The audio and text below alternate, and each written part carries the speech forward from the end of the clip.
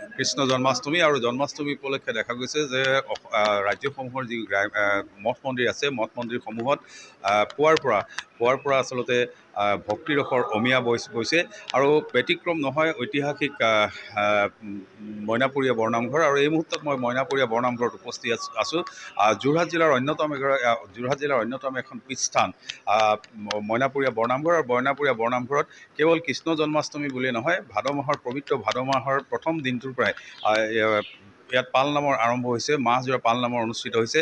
আজি যিহেতু কৃষ্ণ জন্মাষ্টমীতকৈ বিশেষ কাৰ্যসূচী আছে। মই পোনে মইনাপুৰীয়া বৰনামঘৰ পৰিচালনা সমিতিৰ সভাপতি মোৰ সৈতে উপস্থিত আছে। মই তেওঁৰ পৰা পোনে জানিব বিচাৰিম আজি কৃষ্ণ জন্মাষ্টমী আৰু জন্মাষ্টমীত কেনেকুৱা ধৰণৰ কাৰ্যসূচী আজি আপোনালোকে এই বৰনামঘৰত পালন কৰিব। আপোনালোকৰ চেনেলৰ যোগেদি অসমবাসী ৰাইজলৈ তথা ভক্তপ্ৰাণ ৰাইজলৈ আমাৰ সেৱা আগবঢ়াইছোঁ। আমাৰ আজি সংক্ৰান্তিৰ দিনাখনৰ পৰাই আমাৰ নাম কীৰ্তন বিভিন্ন ধৰণে চলি আহিছে। আজি জন্মাষ্টমী, এই জন্মাষ্টমী উপলক্ষে আমাৰ ক্ৰমাগত পুৱা 7 বজা, দুপৰীয়া 11 বজা আৰু সন্ধ্যা 7 বজাত আমাৰ নাম কীৰ্তন আৰু ভাগৱত পাঠৰ পাঠ হয়। কিন্তু তাৰ লগতে আজি জন্মাষ্টমী বুলি আমাৰ বিশেষ কাৰ্যসূচী হিচাপে আমাৰ এই 3 প্ৰসংগৰ নাম কীৰ্তন চলিবই আৰু সন্ধ্যা আমাৰ দিহানামৰ আমি আয়োজন কৰিছোঁ। গাঁৱৰ মহিলাসকলে ইয়াত দিহানাম পৰিৱেশন কৰিব।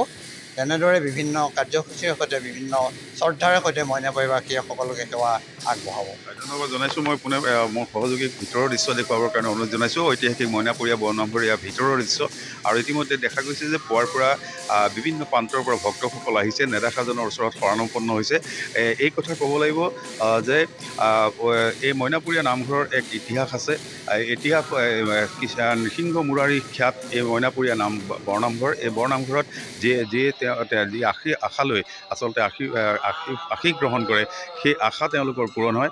আৰু ইতিমধ্যে যি নাম প্ৰসংগ কৃষ্ণ জন্মাষ্টমী উপলক্ষে যি নাম প্ৰসংগ সেই নাম প্ৰসংগ ইতিমধ্যে আৰম্ভ হৈছে। এয়া সামগ্ৰিক দৃশ্য, ভিতৰৰ দৃশ্য। এই কথা ক'ব লাগিব যে প্ৰতিজন অসমীয়াই ভাদ মাহক পবিত্ৰ মাহ হিচাপে জ্ঞান কৰে। এইকাৰণে যে এই মাহতে কেইবাগৰাকীও মহাপুৰুষৰ তিৰোভাৱ ঘটিছিল আৰু শ্ৰীকৃষ্ণৰ জন্ম হৈছিল আৰু সেইবাবে আচলতে প্ৰতিজন অসমীয়াই পবিত্ৰ মাহ হিচাপে গণ্য কৰে ভাদ মাহক। এয়া মইনাপুৰীয়া বৰনামঘৰৰ ভিতৰৰ পৰিৱেশ। ইতিমধ্যে পুৱাৰ যি নাম প্ৰসংগ আৰম্ভ হৈছে। মই সহযোগী সমগ্ৰ দৃশ্য দেখুৱাবৰ কাৰণে অনুৰোধ জনাইছোঁ।